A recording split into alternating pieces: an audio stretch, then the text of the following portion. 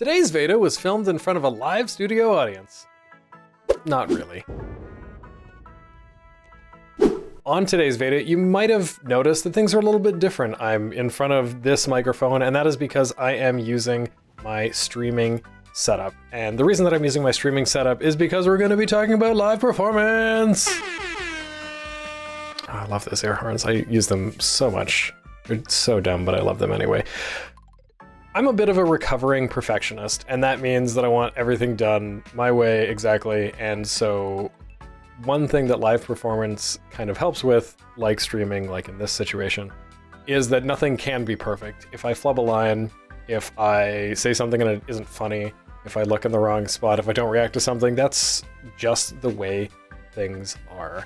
In that vein, I'm going to be recording this live. It's going to be in one take. I'm not going to edit it at all. And that means I have to try very hard to be as professional as possible and not make any mistakes, which is also why live performance is interesting. I might have mentioned when we were talking about talents when I was recording the flute and the ukulele and whatnot, that I'm terrified of performing live. Terrified is a bit of an overstatement, but it does kind of demonstrate that I want to show off like the most perfect version of myself, and it's very hard to do that in a live performance. At the same time, one thing that something like this, something like streaming, provides that isn't as possible when you're producing something as like a manufactured thing is the reactions that you get are a little bit less authentic. When I'm streaming and playing games, except for games that I've played before, you're getting me as I am for the most part. A little bit more performative, but still the me as I am. You get those natural reactions that you wouldn't get if I'd like recorded something. It's like, okay, let's do another take. In fact, before I recorded this take, I did a couple of, I'd call them practice takes, but they're mostly failures. I wanted to keep to the idea of doing everything in one fluent, solid take. Another interesting thing that you can do in a live performance that is a little bit more interesting, I think, is that you can mix it up. When you're editing something, you can like add in sound effects. I could be adding them in now, but I'm actually using my soundboard right now. So if I wanted to, you know, air horns are pretty easy. But I have a bunch of other sound effects, you know. And when you're doing that in a live performance, you don't know if you're watching that. You don't know what is going to happen. You don't know what's going to come next. That's true for produced videos as well, but I think it's just more fun.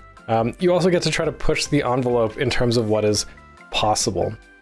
Right now, I'm using OBS and I'm not presenting anything exceptional. This is just the video camera.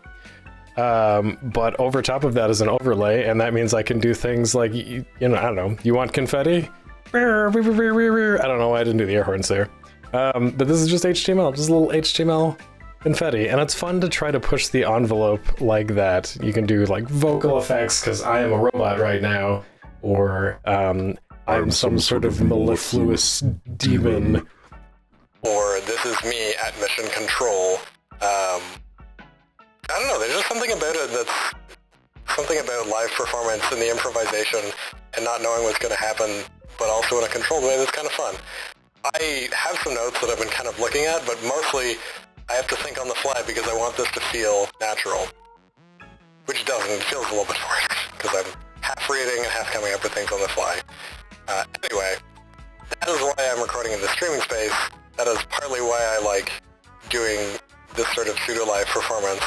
And that's pretty much it for today's Veda, because I want this to be quick and peppy, and it's hard to do that when you are rambling through things. I'm going to be honest, this is hard. This is really hard. But next Veda is going to be something that I think you will all enjoy.